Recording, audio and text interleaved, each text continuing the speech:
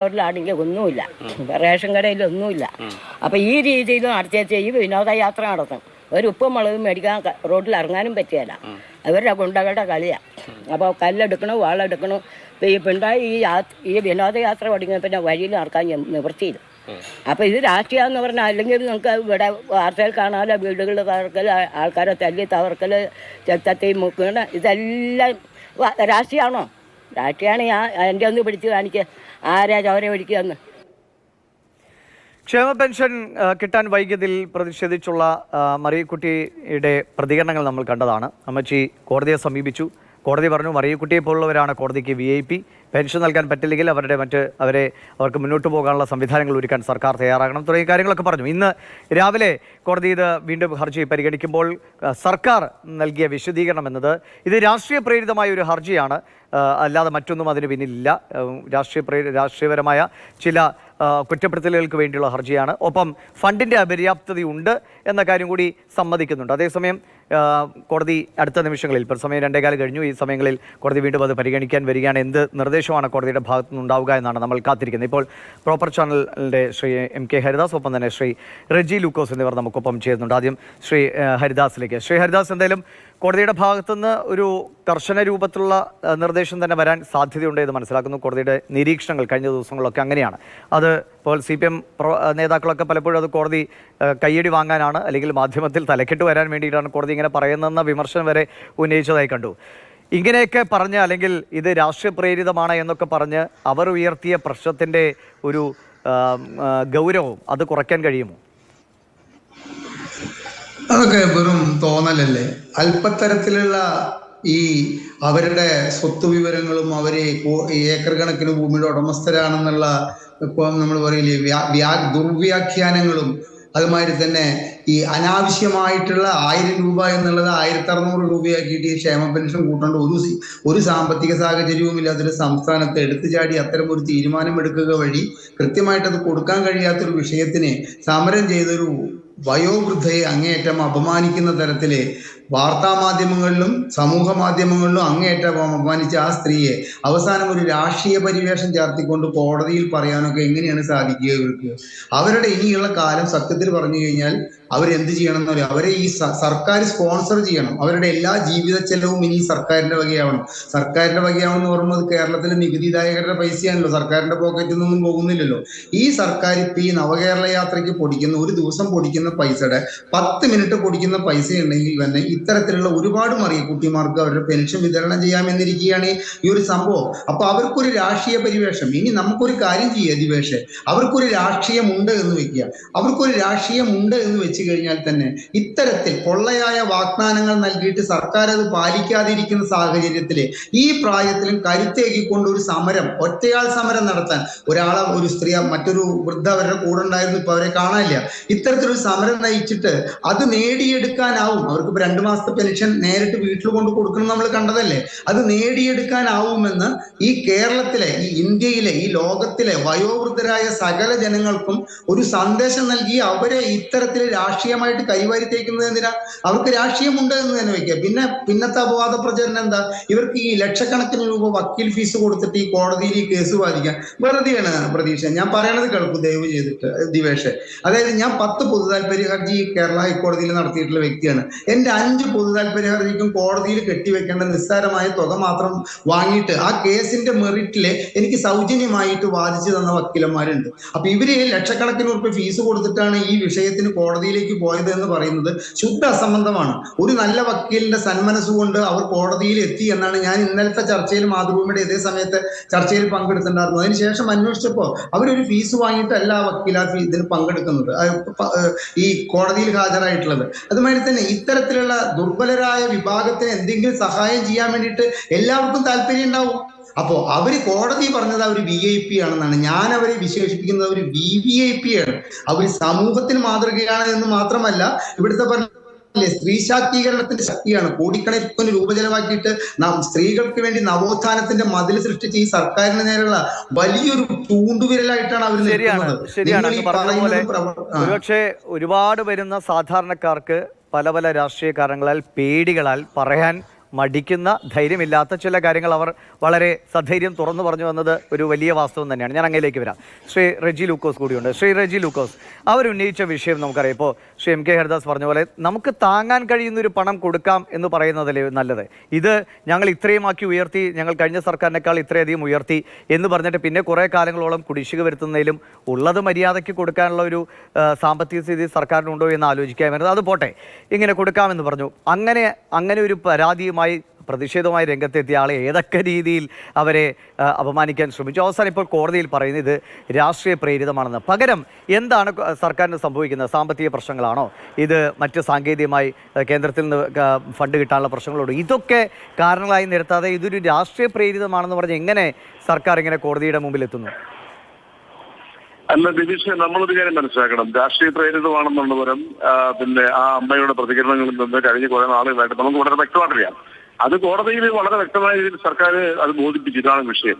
ഇപ്പൊ കോടതി പറയാം അത് VIP ആണെന്ന് പറഞ്ഞു. ആ കാര്യത്തിൽ ഒരു തർക്കമല്ല. ഈ നാട്ടിലെ സാധാരണക്കാരെ മുഴുവനെ ഇടതുപക്ഷ സർക്കാരും VIP-കളായിട്ട് തന്നെ കാണുന്നത്. ഇപ്പൊ നിങ്ങൾ ഈ പറയുന്ന 1600 രൂപ 7.5 വർഷക്കാലത്തിനിടയ്ക്ക് എത്ര തവണ കൊടുക്കാതിരുന്നിട്ടുണ്ടെന്ന് ആലോചിച്ച് നോക്കിയേ. ഏതോ ഒരു 600 രൂപ പോലും കൊടുക്കാതെ കണ്ട് മുടക്കിയിട്ടിരുന്ന ഒരു ഗവൺമെന്റിൽ നിന്നും 1200 രൂപ വർദ്ധിപ്പിച്ച് ഇതുവരെ 1-2 മാസം മാത്രമേ ആയിട്ടുള്ള ഡിലേ ആയിട്ടുള്ളൂ. അതിനെ ഇത്ര പെരുപ്പിച്ച് കാണിച്ച് കേരളത്തിലെ 62 ലക്ഷം വരുന്ന സാധാരണക്കാരുടെ മനസ്സ് തീ കോരിയിടുന്നത് ശരിയാണെന്നുകൊണ്ട് ആലോചിച്ച് നോക്കും. ഇവിടെ മറിയക്കുട്ടി മാത്രമല്ല, എത്രയോ 10,000-കണക്കിന് ലക്ഷക്കണക്കിന് മറിയക്കുട്ടിമാരുടെ കൈകളിൽ ഈ പണം എത്തുന്നുണ്ട്.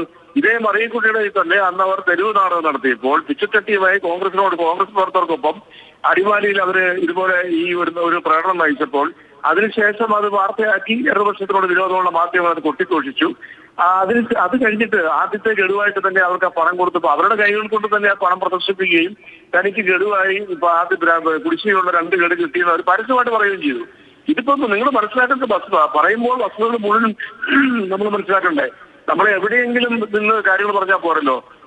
കേരളം എന്ന് പറയുന്നത് ഇന്ത്യയിലെ 29 സംസ്ഥാനങ്ങളിലെ ഒരു സംസ്ഥാനമാണ്. ഭരണ സിസ്റ്റത്തിൽ വിശ്വസിക്കുന്ന ഭരണഘടനാ സംവിധാനമായിട്ടുള്ള ഈ രാജ്യത്തിന് ഈ കേരളം എന്ന് പറയുന്ന കൊച്ചു സംസ്ഥാനത്തിന് പദ്ധതി വിഹിതങ്ങളും കടമെടുപ്പിനുള്ള കഴിവുകളും അതിനുള്ള ആനുകൂല്യങ്ങളും മുഴുവനും വെട്ടി നിരത്തിയ സാമ്പത്തിക ഉപരോധം തന്നെ ഒരു എന്താ പറയാ ഏർപ്പെടുത്തിയ സാമ്പത്തിക അടിയന്തരാവസ്ഥ മാത്രമേ ഇനി ഏർപ്പെടുത്താറുള്ളൂ.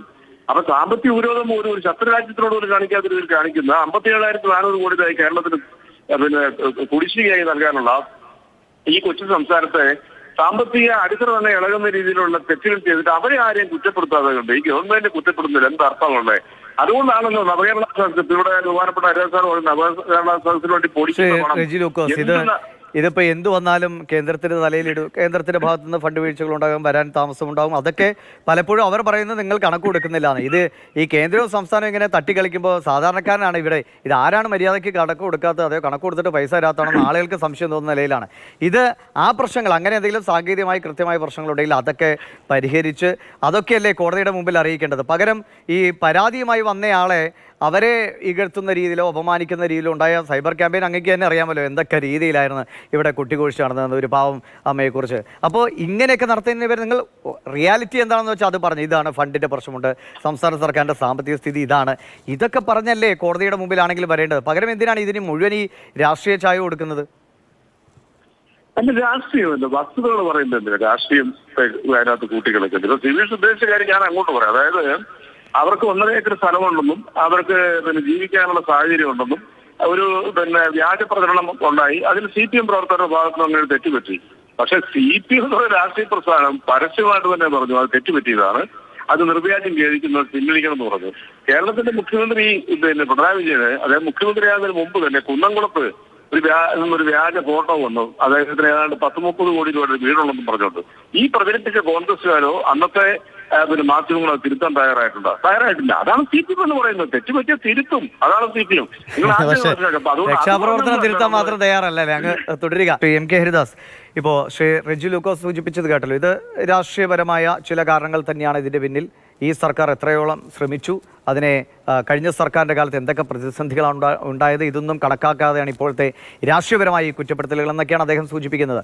പക്ഷേ നമ്മളെ സംബന്ധിച്ച് ഒരു ക്ഷേമ പെൻഷൻ ഉണ്ടെങ്കിൽ അല്ലെങ്കിൽ സർക്കാരിൻ്റെ എന്തെങ്കിലും ആനുകൂല്യങ്ങളുണ്ടെങ്കിൽ അത് കൃത്യമായി സാധാരണക്കാർക്ക് കിട്ടുക എന്നതാണ് വിഷയം.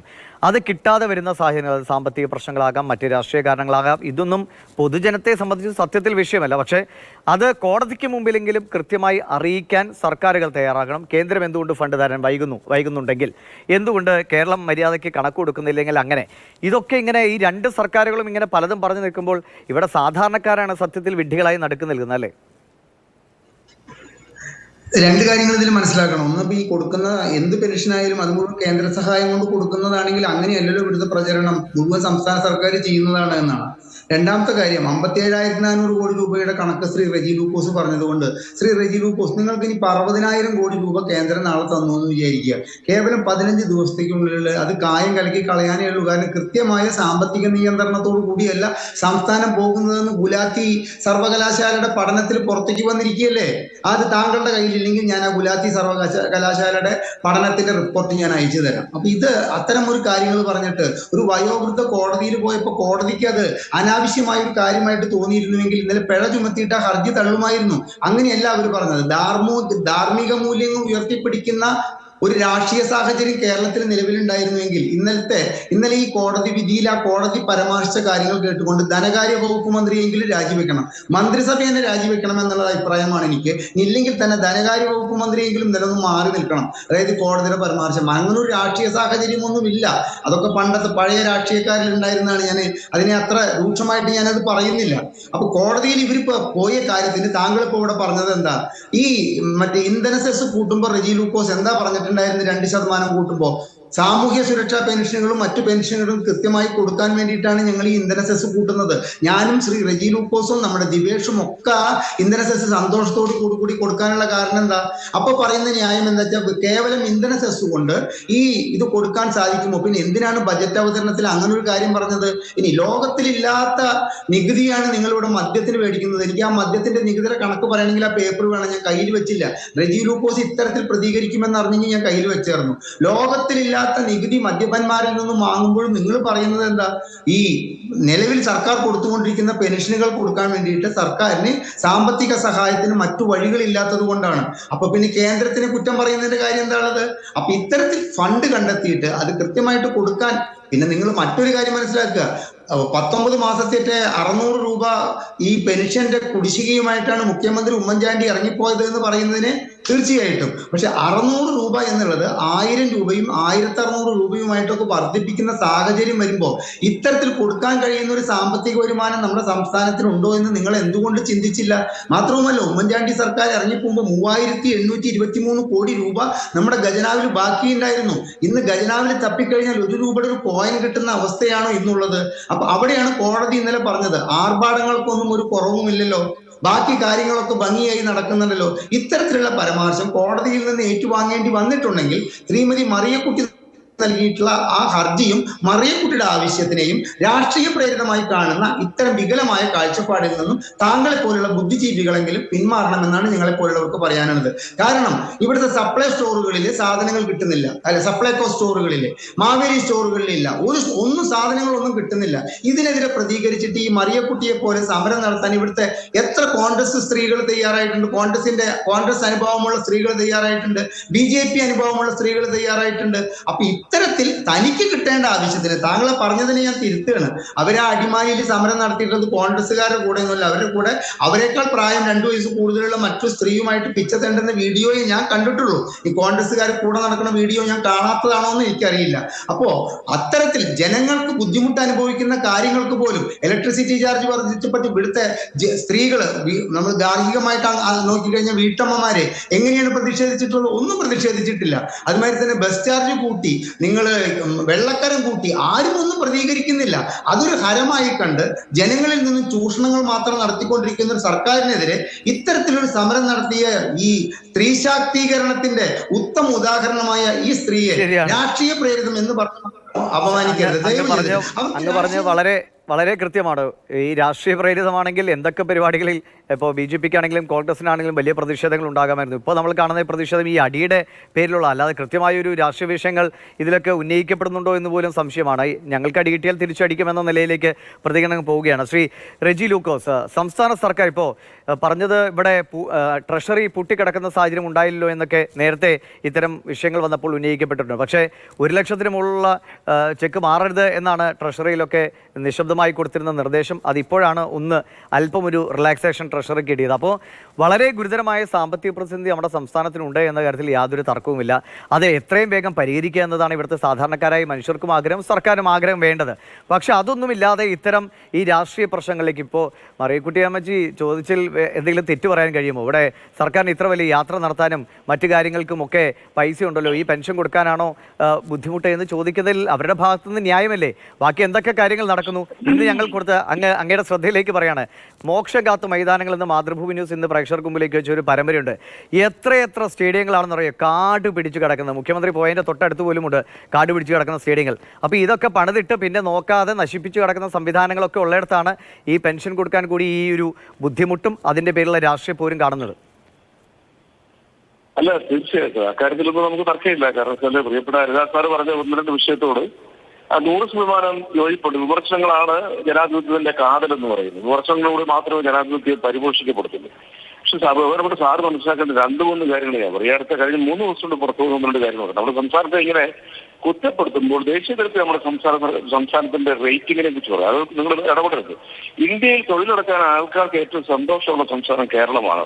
ഇന്ത്യയിൽ ഏറ്റവും കൂടുതൽ വേതനം ലഭിക്കുന്ന സംസ്ഥാനം കേരളമാണ്. ഇന്ത്യയിൽ ഏറ്റവും സമാധാനപരമായി തൊഴിലെടുക്കാൻ പറ്റുന്ന സംസ്ഥാനം കേരളമാണ്.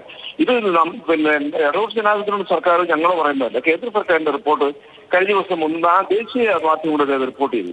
പിന്നെ സാമ്പത്തിക ബാധ്യത, തീർച്ചയായിട്ടും അതിനെ അഡ്രസ് ചെയ്തിട്ട് എന്താണ് ഈ ചർച്ച പൂർത്തീകരിക്കുന്നത്. സാമ്പത്തിക ബാധ്യതയുണ്ട് ഉണ്ടെന്നുള്ളത് എന്താ തർക്കമിരിക്കുന്നത്? കാരണം അത് ഗവൺമെന്റ് കൃത്യമായ അതിന്റെ കണക്ക് ഹൈക്കോടതി ബോധിപ്പിച്ചു. സാമ്പത്തിക ബാധ്യതയുണ്ട്. പക്ഷെ അവിടെ ഈ അജാസാദറിനെ പോലെയുള്ള പിന്നെ ആൾക്കാര് വളരെ കൃത്യമായിട്ട് മനസ്സിലാക്കണം. അദ്ദേഹത്തിന് അത് അറിയാമെന്നാണ് ഞാൻ വിശ്വസിക്കുന്നത്. കഴിഞ്ഞ 7 വർഷക്കാലമായിട്ട് ഈ ഗവൺമെന്റ് അംഗൻവാടി പിന്നെ അധ്യാപികമാർ മുതൽ ക്ഷേമ പെൻഷനുകൾ അവരുടെ ശമ്പളങ്ങളെല്ലാം 6 ഇരട്ടി വരെ വർദ്ധിപ്പിച്ചുകൊണ്ട് 1 മാസം പോലും കുടിശ്ശികയില്ല. അതുകൊണ്ട് ഈ സാധാരണക്കാരായ 62 ലക്ഷം ജനങ്ങളുടെ കരങ്ങളിലേക്ക് പിന്നെ ഈ പണം എത്തിക്കുമ്പോൾ ഈ സാമ്പത്തിക പ്രതിസന്ധിയിൽ ഈ ഗവൺമെന്റ് എത്രയോ പ്രതിബദ്ധത ഉണ്ടെന്നുള്ള ആ ഒരു സത്യാവസ്ഥ നമ്മൾ മറക്കരുത്. മറിയക്കുട്ടി അമ്മയുടെ ഡിമാൻഡുകളെ കുറിച്ച് ഞങ്ങൾ ഇതിന് പറയുന്നില്ല, അവരിക്കലും എതിര് പറയുന്നില്ല. പക്ഷെ അതിന്റെ പിന്നിലെ രാഷ്ട്രീയം അത് അലിയാസ് സാറിന് അറിയാം. അലിയാസ് സാറിന് അറിയാൻ മേലാത്ത ആളൊന്നുമില്ല. അത് നമ്മൾ ചൂണ്ടിക്കാണിക്കുന്നുണ്ട്. എല്ലാവർക്കും രാഷ്ട്രീയമുണ്ട്. പക്ഷെ നമ്മൾ അടിസ്ഥാനപരമായ ഒരു കാര്യം മറന്നു പോകുന്നു. നേരത്തെ പറഞ്ഞല്ലോ പിന്നെ അജാസ് സാർ ഇവരിങ്ങനെ സാമ്പത്തിക സഹായം ചെയ്യാനെന്ന് അറിയാം എന്നതുകൊണ്ട് പിന്നെ എന്തിനാണ് ഇതിനെ വർദ്ധിപ്പിച്ചത്? അതാണ് കേന്ദ്ര സർക്കാർ. അവരാണ് സാറെ കാതലായ പ്രശ്നം എന്ന് പറയുന്നത്. കേന്ദ്ര സർക്കാരിന്റെ കടത്തി അവഗണന അത് രാഷ്ട്രീയപരമായ രീതിയിലുള്ള ശത്രുതയാണെന്ന് സാർ അറിയാമല്ലേ? നമ്മൾ BJP ബന്ധപ്പെട്ട് എത്ര ചർച്ചകൾ ഒന്നിച്ചിരുന്നിട്ടുണ്ട്. കാതല അടിസ്ഥാനപരമായിട്ടുള്ള വസ്തുതയല്ലേ? എന്നിട്ട് പോലും ഈ പ്രതിസന്ധിയിൽ ഈ ഗവൺമെന്റ് ഇത്രയും കാര്യങ്ങൾ ചെയ്യുന്നതെന്ന് പറഞ്ഞാൽ ചെറിയ കാര്യമാണോ? ഇവിടുത്തെ വികസന പ്രവർത്തനങ്ങൾ ഇപ്പൊ നോക്കൂ. ഞാൻ ഒരു കാര്യം സാറിന്റെ ശ്രദ്ധയിലേക്ക് നിർത്തുക. കേരളത്തിലെ ഗവൺമെന്റ് ദൂർത്തടിക്കണം എന്ന് പറയുന്നത് ഈ നവകേരള സദസ്സുമായി ബന്ധപ്പെട്ട് നവകേരള സദസ്സിന് കിട്ടിയ സ്വീകാര്യത, നവകേരള സദസ്സിനെതിരെ ഇവിടുത്തെ പ്രതിപക്ഷവും മാധ്യമങ്ങളും ഇത് ദൂർത്താണെന്നും ഇത് വെറും തട്ടിപ്പാണെന്നും ഒക്കെ തുടങ്ങിയ കാലം മുതൽ പ്രചരിപ്പിച്ചെങ്കിലും ഓരോ നിയോജകമണ്ഡലത്തിൽ തടിച്ചുകൂടി ജനങ്ങളുടെ എണ്ണം തന്നെ നോക്കിയാൽ മതിയല്ലോ. അപ്പൊ ജനങ്ങളിൽ ഇതൊന്നും സ്വാധീനം ചെലുത്തില്ല. ഈ സർക്കാർ കൊള്ളാം, ഞങ്ങളുടെ അരികിലേക്ക് എത്തി ഞങ്ങളുടെ പ്രശ്നങ്ങൾക്ക് പരിഹാരം ഉണ്ടാക്കുകയും എന്തൊക്കെയാണ് ആവശ്യമെന്നുള്ള നിർദ്ദേശങ്ങൾ സ്വീകരിക്കുകയും പരിഹരിക്കാൻ പറ്റുന്ന മാർഗങ്ങളിലൂടെ അത് പരിഹരിക്കുന്നുള്ളൊരു പ്രതീക്ഷയുള്ളതുകൊണ്ടല്ലേ ഗവൺമെന്റ് ഈ ഇത്രയ്ക്കും ദീർഘമായി ഇനിയിപ്പം ഇന്നും മാത്രമേ ഉള്ളൂ. അപ്പൊ അതൊക്കെ നമ്മൾ കണ്ടെത്തും. ജനങ്ങളെ ഇങ്ങനെ കുറ്റപ്പെടുത്തി സംസാരിക്കരുത്. ജനങ്ങള് ഈ സർക്കാരിനൊപ്പമാണ്. ജനങ്ങൾക്ക് ഈ വിവേചനങ്ങളെല്ലാം ഈ സർക്കാരിനോട് ചെയ്യുന്ന ആരൊക്കെയാണെന്ന് വളരെ വ്യക്തമായിട്ട് അറിയാൻ പറ്റും. അപ്പൊ ജനങ്ങളുടെ പേര് പറഞ്ഞുകൊണ്ട് എവിടെയെങ്കിലും 1-2 സംഭവത്തിന്റെ പേരിൽ ഈ ഗവൺമെന്റിന്റെ പ്രതിബദ്ധതയെ ഞാനിപ്പോ എല്ലാ സമയത്തും UDF-നെ കുറിച്ച് പറയുന്നുണ്ട്. അത് ഹരിദാസ് സാർ തന്നെ സൂചിപ്പിക്കുക ശരിയാണെന്ന് പറഞ്ഞു. പക്ഷെ അതിനെ മറന്നുകൊണ്ട് നമ്മൾ എങ്ങനെ കുറ്റപ്പെടുത്തുന്നത്? ഇപ്പൊ ക്രിസ്മസിനുള്ള പിന്നെ ക്ഷേമ പെൻഷൻ ഓൾറെഡി ഗവൺമെന്റ് അലോട്ട് ചെയ്ത് കഴിഞ്ഞു. അത് 2 ദിവസത്തിനുള്ളിൽ തന്നെ ജനങ്ങളുടെ കൈകളിലെത്തും. അങ്ങനെയൊക്കെ ചെയ്യുന്ന ഒരു ഗവൺമെന്റിനെ നമ്മൾ എങ്ങനെയാണ് ഇങ്ങനെ ഇരുത്തി കാണിക്കുന്നത്? സാമ്പത്തിക പ്രതിസന്ധി ഉണ്ടെന്നുള്ള വസ്തുത സർക്കാർ പറഞ്ഞു കഴിഞ്ഞു. ഇപ്പൊ കടമെടുക്കാനുള്ള തോത് വരെ നേരെ പകുതിയായിട്ട് വെട്ടിക്കുറച്ചു. കഴിഞ്ഞ ദിവസമാണ് ഒരു ലിമിറ്റഡ് എമൗണ്ട് എടുക്കാനായിട്ട് സമ്മതിച്ചത്. അപ്പൊ അങ്ങനെ എല്ലാ രീതിയിലും കേരളം ഒരു സ്വതന്ത്ര രാജ്യമല്ലല്ലോ. കേരളത്തിൽ നിന്ന് കിട്ടുന്ന GST പോലുള്ള നികുതികളെല്ലാം വാങ്ങിക്കൊണ്ട് പോകുന്നവരാ കേന്ദ്ര സർക്കാരാ. GST വീതം തന്നെ കിട്ടാനുണ്ട് കേരളത്തിന് 12,000 കോടി രൂപ. അത് അർഹതപ്പെട്ടതല്ലേ? GST മീറ്റിംഗ് വെച്ച് തന്നെ നമ്മുടെ ഭാരവാഹ കണക്ക് അവതരിപ്പിച്ചു. നിർമ്മലാ സീതാരാമൻ കേരളത്തിൽ വന്ന് പിടിച്ചു നിൽക്കാൻ വേണ്ടിയിട്ട് കണക്കിലില്ല എന്ന് പറയുന്നു. ബഹുമാനപ്പെട്ട നിർമ്മലാ സീതാരാമന്റെ ഭർത്താവും സാമ്പത്തിക വിദഗ്ധനും ആയ അദ്ദേഹം കഴിഞ്ഞ 2 ദിവസം മുമ്പ് അദ്ദേഹത്തിന്റെ പ്രസ്താവന വന്നു. കേന്ദ്ര സർക്കാർ സാമ്പത്തികമായ രീതിയിൽ വളരെ ഒരു പരാജയമാണ്. കേന്ദ്ര സർക്കാർ ചെയ്യുന്ന മറ്റ് രാഷ്ട്രീയ കാര്യങ്ങളെ അദ്ദേഹം രൂക്ഷമായിട്ട് കുറിച്ചു. അദ്ദേഹം കേരളത്തിനെ ടച്ച് ചെയ്തിട്ടാ പോയെ. അപ്പൊ ഒരു കാര്യം നമ്മൾ മനസ്സിലാക്കിയിരിക്കുക, നമ്മുടെ ഈ കേരളത്തിന് ഉള്ളിൽ ഇരുന്നുകൊണ്ട് കേരളത്തിലെ ഗവൺമെന്റ് ഇതിനെ മോശമായിട്ട് ചിത്രീകരിക്കുമ്പോൾ, ഇത്രയ്ക്ക് മോശമായ ഒരു സംസ്ഥാനമായിട്ട് കേരളത്തിൽ ചിത്രീകരിക്കുമ്പോൾ നമ്മൾ വസ്തുതകളെ പറയുമ്പോൾ അത് രാഷ്ട്രീയമാണെന്ന് പറയുന്നത് അധികം ഇല്ല. അങ്ങനെ ചെയ്യുന്ന കാര്യങ്ങൾ പറഞ്ഞു തന്നെ പോകണം. അത് നല്ലതായാലും ചീത്തയായാലും. ഇപ്പോൾ അങ്ങയുടെ ശ്രദ്ധയിലേക്ക് ഒന്നുകൂടി പറയുകയാണ്, ഇന്ന് സപ്ലൈകോയുടെ ക്രിസ്മസ് ഫെയർ തുടങ്ങിയായിരുന്നു തൃശ്ശൂരിൽ. അവസാനം മേയറും MLAയും മുങ്ങി. കാരണം അവിടെ ഈ സബ്സിഡി എന്ന് പറഞ്ഞ സാധനങ്ങളൊന്നുമില്ല. അപ്പോൾ അവിടെ വന്ന ഒരു ചേച്ചി ചോദിച്ചത്, ഈ പാക്കറ്റ് സാധനമാണെങ്കിൽ എൻ്റെ വീടിൻ്റെ അടുത്ത കടയിൽ നിന്ന് വാങ്ങിച്ചാൽ പോരെ, അവർക്കൊരു ഉപകാരമല്ലോ, അതിന് ഞാൻ ഈ മണിക്കൂറുകളോളം ഇവിടെ ക്യൂ നിൽക്കേണ്ടി വരില്ലോ എന്ന്. അപ്പോൾ ക്രിസ്മസിന് ഇനി എത്ര ദിവസം ഉണ്ടെന്ന് അങ്ങേക്കറിയാലോ. അപ്പോൾ ഇപ്പോൾ സബ്സിഡി സാധനങ്ങൾ കൊടുക്കാൻ പോലും സപ്ലൈകോയ്ക്ക് കഴിയുന്നില്ല. അപ്പോൾ പാളിച്ചകൾ വീഴ്ചകൾ ഒരുപാടുണ്ട് എന്ന് ചൂണ്ടിക്കാട്ടുക തന്നെയാണ്. ശരി, വളരെ നന്ദി ശ്രീ റെജി ലൂക്കോസ്, ഒപ്പം ശ്രീ MK ഹരിദാസ് പ്രതികരണങ്ങൾ അറിയിച്ചത്.